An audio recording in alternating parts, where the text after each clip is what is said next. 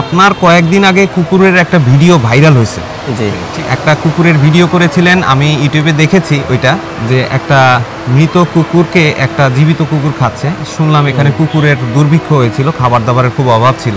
তারপরে এইটা সমাধান করার জন্য এখানে কে এসেছিলেন? মা সন্তানের ভালোবাসা সবসময়ই অনন্য, আর সেটা সেন্ট মার্টিনে আসলেই দেখা যায়। এই তো কিছুদিন ধরে সেন্ট মার্টিনে কুকুরের আধিপত্য অনেকাংশে বৃদ্ধি পেয়েছে।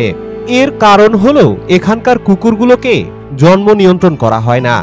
আমরা সাধারণত যে সকল সিটি কর্পোরেশন এলাকায় থাকি, ওখানকার কুকুরগুলোকে কিন্তু জন্ম নিয়ন্ত্রণের ইনজেকশনের মাধ্যমে এদের বংশ বিস্তার নিয়ন্ত্রণ করা হয়। পক্ষান্তরে সেন্ট মার্টিনে কিন্তু এগুলো করা হয় না, যার কারণে বর্তমানে এদের সংখ্যা এখানে প্রচুর পরিমাণে বেড়ে গিয়েছে।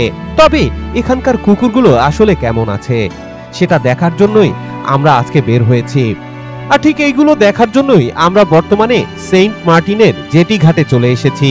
আজকে এখান থেকে আমরা হেঁটে যাব একেবারে সানসেট বিচ পর্যন্ত, আর আপনাদেরকে দেখাবো এখানকার কুকুরগুলোর বর্তমান অবস্থা। তাহলে চলুন না শুরু করি মূল ভিডিও।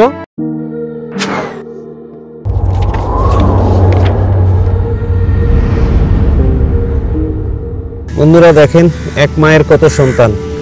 এখানে সেন্ট মার্টিনে আসলে আপনারা অসংখ্য কুকুর দেখতে পাবেন, যেটা আমাদের ঢাকা শহরে হয় না। ঢাকা শহরে সাধারণত কুকুরগুলোকে ইনজেকশন দিয়ে বন্ধা করে রাখা হয়, যার কারণে তারা মাতৃত্বের স্বাদ আর পায় না। যদিও এটা প্রাকৃতিকভাবে করা হয় মানুষের সিকিউরিটির জন্য, কিন্তু এটাও কিন্তু এক ধরনের জুলুম। মা সন্তানের ভালোবাসা সবসময়ই অনন্য, আর সেটা সেন্ট মার্টিনে আসলেই দেখা যায়। আর সেন্ট মার্টিনে আপনারা ঐতিহ্যবাহী যে জিনিসটা পাবেন সেটা হচ্ছে কুকুর। এটা আপনারা সব জায়গায় খুঁজে পাবেন। এরা মুড়ি খাচ্ছে এখন, মুড়ি খাওয়াচ্ছে একজনে। ভাই ভালো আছেন না? হ্যাঁ ভালো আছি। আপনারা এখানে স্থানীয় না? সেন্ট মার্টিনের জেটি ঘাট থেকে এই সানসেট বিচ পর্যন্ত আসতে আমরা অসংখ্য কুকুরই দেখলাম, তবে সবগুলোর ভিডিও কিন্তু করা হয়নি। আর এখানে সানসেট বিচে আমরা একটা রিসোর্টের মালিকের কাছে এসেছি এই সেন্ট মার্টিনের কুকুর নিয়ে তার অসাধারণ অভিজ্ঞতা জানার জন্য। তারা আপনার সাথে খেলা করতে যাবে, আপনারা ভয় পাবেন না যে আপনাকে কামড় দিবে না, আসলে খেলা করবে। এগুলো হচ্ছে রিসোর্টের মালিকের পালা কুকুর। এরা খুবই কিউট টাইপের হয়, এরা সব জায়গায় ঘুরে বেড়ায়। ছোট কুকুর হওয়ার কারণে অনেক দুষ্টুমি করে আর কি। এই শ্রী কই গেছো তুমি? হ্যাঁ যাও, ওখানে যাও। এটা কি আনারস। এটা আনারস? বাহ, বড় আনারস তো, বিশাল বড়। হ্যাঁ, রস কই? বন্ধুরা, হাবিব ভাই রিসোর্টে এসে আমরা সেন্ট মার্টিনের আনারস পেয়ে গিয়েছি।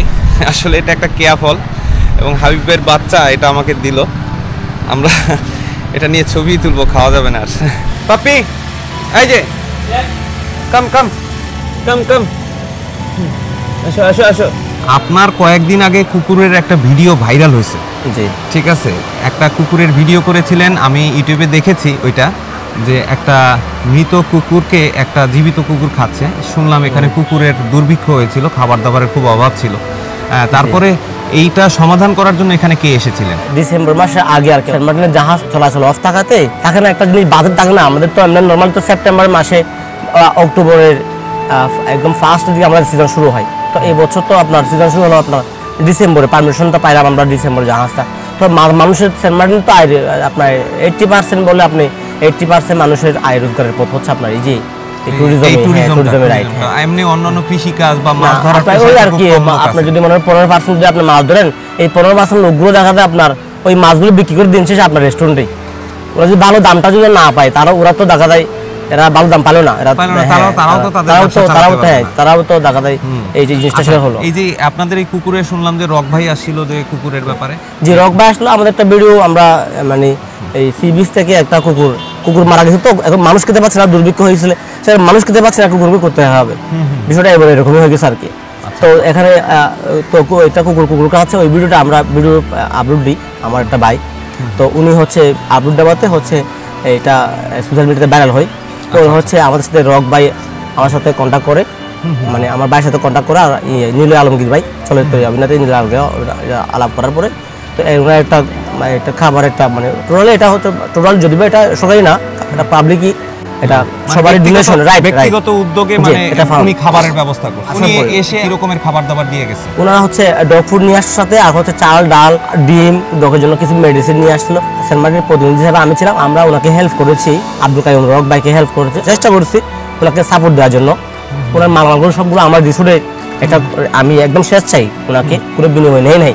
সত্যি বলতে গেলে আমি ওনাকে ওভাবে হেল্প করছি যা আচ্ছা, পারছি। free রেখেছেন? জি জি, রুমের মধ্যে রেখে ওই যে এক ধরনের স্টোরের মতো আর কি মালামালগুলো রেখে হচ্ছে ওনার সাথেও কিন্তু কাজ করেছি আমি এইখানে, এই জায়গাতে। ওনার সাথে সব কুকুরগুলোকে খাওয়াচ্ছে? জি, খাওয়াইছি আমরা প্রায় 15-20 দিন মতো। 9 বস্তা মতো চাল আমার কাছে আছে, রক ভাই দিয়ে গেছিল, অল্প অল্প করে যেন খাওয়ানো হয়। রক ভাই হচ্ছে বন্ধুত্বকরণ করবে, মানে অপারেশন করবে, জন্ম নিয়ন্ত্রণ করা যায়। ওটা আমাকে বলছে ভাই আমি খুব শীঘ্র দ্বীপে আসবো, তার আগ পর্যন্ত আপনি এগুলো আস্তে আস্তে বাচ্চাগুলোকে, ছোট ছোট ব্যবহারিক কুকুর বাচ্চা, এরা হচ্ছে একটা নির্দিষ্ট একটা স্থানে থাকে। এরা তো এই বাউন্ডার থেকে বের হয়ে তো রেস্টুরেন্টে উচ্চিত খাবারগুলো খাইতে পারে না, এরা তো সবল না, এরা তো দুর্বল। তো বড়রা তো দেখা যায় একটা সেট আপ হয়ে যায় যে যেখানে খাবার হচ্ছে, যেখানে খাবার গন্ধ পাচ্ছে এরা এখানে যেতে পারে, কিন্তু বাচ্চারা তো ওখানে যেতে পারে না। তো ওই বাচ্চাদের জন্য রক ভাই আমাকে 8-10 বস্তা মতো ডগ ফুড দিয়ে গেছিল। তো ওগুলো অলমোস্ট শেষ, আচ্ছা, মানে আপনার 1 সপ্তাহ হয়ে গেছে ডগ ফুডগুলো শেষ। বাচ্চাগুলো দেখলাম যে আজকে একটা বাচ্চা মারা গেল, আজকে আমি নিজে হাতে ফেলে দিয়েছি, পুঁতে ফেলছি মাটিতে। তো বাচ্চাগুলো খুবই অবস্থা খারাপ এখন, আবার দেখা আবার সে আগের মতো কেমন জানি ফিরে আসতেছে এরকমটা অবস্থা। আশা করি উনি আবার এই ব্যাপারে অ্যাওয়ার হবে এবং ওনার সাথে যোগাযোগ করবেন এবং জনগণও চেষ্টা করবে এই অনুদানগুলো দেওয়ার জন্য ইনশাআল্লাহ। তবে আপনার এই মহৎ উদ্যোগ এবং আপনার সাথে সাথে রক ভাইয়েরও এই মহৎ উদ্যোগের জন্য সত্যি আল্লাহর কাছে শুকরিয়া করছি এবং আপনাদেরও প্রশংসা করছি। আল্লাহ আপনাদেরকে এই নেক কাজগুলো করার তৌফিক দান করুক। আমিন। হাবিব ভাই কিন্তু একজন মিউজিশিয়ান, আমরা রাত হলেই ওনার মিউজিক শুনবো এবং এখানে আমাদের একজন আসরের মধ্যমণি রয়েছে, উনি হচ্ছেন নাসুম ভাই। উনি হচ্ছে মেইন ভোকাল এবং পুরো একটা মিউজিক টিম রয়েছে। ইনশাল্লাহ আজকে রাতে আমরা সেই প্রোগ্রামে অ্যাটেন্ড করব এবং আপনাদেরকে দেখাবো এখানকার বিচ ভিউ মিউজিক কীরকমের হয়। এটার মজাটাই আলাদা আর এটার ফিলটাও আলাদা, কি বলেন ভাই? মন থেকেই তো করেন এই হ্যাঁ, জিনিসটা। আসলে এটা তো ভালো লাগা থেকে আমি তো এটা শখ করে শখের বছর শিখছি, মানে শিখবো, মানে থাকে না অনেকে নিজে বাজাচ্ছে মিউজিক, মানে একটা মিউজিশিয়ান ইনস্ট্রুমেন্ট বাজাচ্ছে আর গাচ্ছে, ওই ওখান থেকে হচ্ছে আমার দেখে হচ্ছে আমার শখ জাগছে আর কি। আমি কবে যে বাজায়া একটা মিউজিক, না তবে কিন্তু উনি খুব ভালো বাজায়, ইনস্ট্রুমেন্ট বাজাবো, নিজেরটা নিজে বলতেছে না, তবে রাতেই সেটার প্রমাণ হবে। চেষ্টা Okay? করি, মানে Okay. ভালো বাজার চেষ্টা করি, গাওয়ার চেষ্টা করি, তো অত ভালো না। সুতরাং সেন্ট মার্টিনের কুকুরদের কাছ থেকে আজকের মতো আমরা এখানেই বিদায় নিচ্ছি।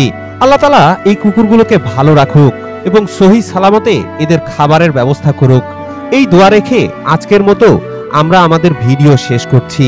ইনশাআল্লাহ আগামী পর্বে আবার আপনাদের সাথে দেখা হচ্ছে সেন্ট মার্টিনের অন্য কোনো জায়গায়। সে পর্যন্ত তাহলে বিদায়। আসসালামু আলাইকুম ওয়া রাহমাতুল্লাহ।